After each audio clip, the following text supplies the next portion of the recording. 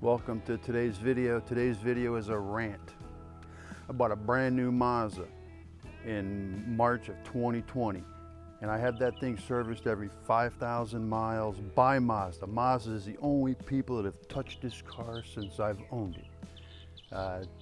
2 years ago, they took it in for the 5,000 mile, and they told me they replaced the battery because it was weak. I'm like, I didn't even know it was weak. So thank you Mazda. Well, guess what? 2 years later, I get in that car this morning, start it up, got a dead battery. I'm like, how could that be? Florida, you can get 3 years out of a battery. That's about it, but it's only been 2. Here's why. Here's my battery. Look at that baby. That's been spewing electrolyte for I don't know how long. I cleaned this up, got all the corrosion off it, but that electrolyte ate my battery hold down bracket. And you know why? Because the dumbass that put this battery in or checked something on this battery didn't put the cover back on the cells. That thing's been spewing electrolyte probably since it was installed.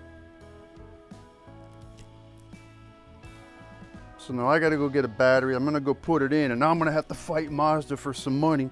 At least give me a new bracket, and if not, I'll just paint it. Got ourselves a brand new battery. Got an AGM non-spillable. We cleaned any corrosion that was in there, vacuumed out the battery box, which I'm sure Mazda would not have done, and they would have knocked all that corrosion into the engine compartment. The battery's in tight, clamped down. We've got our felt pads on the terminals. We got our silicone grease. We're gonna hook this baby up, fire it up. We're all connected and torqued. Close that up. That handle down. I'm gonna fire this baby up now. Always make sure you got your tools out of the way. It really sucks to close a screwdriver, a wrench, a socket, or a ratchet in the hood. All right, there we go. There we go, we got juice. We're back in business. Close her up. The car repair is done. I haven't purchased a car battery in, I gotta say 7 years. This car is 4 years old. The last car I got rid of, another Mazda with 350,000 miles on it because it blew 5th gear and nobody could fix it. So I euthanized that Mazda and bought the one I've got now. Batteries are expensive. The Econo battery, $215 with a 2-year warranty that's prorated. The mid battery was $235 with a 3-year warranty prorated. I bought an AGM battery, absorbed glass mat. $259, 3-year warranty, no prorate, free replacement. So I don't know, for the extra what, 50 bucks? I'm worry free for the next 3 years. I am glad that that battery took a crap when it did because my car is due for service.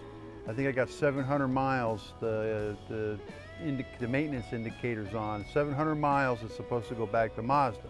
Had I taken that car to Mazda, they'd have changed that battery, but they wouldn't have taken the care I did to get that battery out with knocking all that corrosion all over my engine compartment. I didn't spill a drop of that corrosion anywhere. I vacuumed that battery compartment. Actually, I vacuumed the whole engine compartment, got all the sand and garbage out of there. So I did a way better job than I know Mazda would have done. I love my Mazda. The reason I bought this Mazda was because I drove my last Mazda till I had 350,000 miles on it and couldn't go no more. Actually, it could go more. It blew 5th gear in the transmission, but nobody could get me parts for the transmission. So if I could drive with 1 through 4, that'd be great, but I highway drove all the time, so I did need 5th gear. And when I took the car to Mazda, the first question they asked me is, are you the original owner of that car? I'm like, well, what's that matter? Because if you're the original owner, you may have a lifetime powertrain warranty. I was like, nah, damn it, I don't. The lifetime powertrain warranty, as long as you get that thing serviced within the calendar days or mileage recommendations per the manufacturer, and I think you have to have the car inspected at year number 7 within plus or minus 30 days of the purchase date, you can get a lifetime powertrain warranty. Now that Mazda I got rid of was a 1999. So in 2020, how would they handle that they can't get parts for it? I know they're not going to give me a new car, but man, maybe I would have got a good deal. I'm not going to let what happened with this battery taint my taste for Mazda. I love the Mazda product.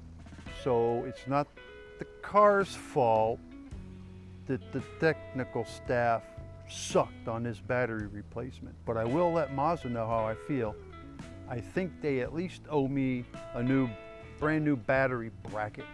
It's all corroded and all the paint's eaten off it from the battery electrolyte. So I'll shoot a letter off to them with some pictures, whatever. We'll see what happens.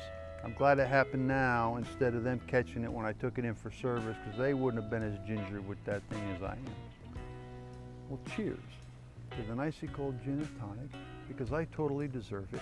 It's mid-September and it's baking here in Florida. Oh, that's refreshing. Well, thanks for watching. Have a good one. Take care. See ya.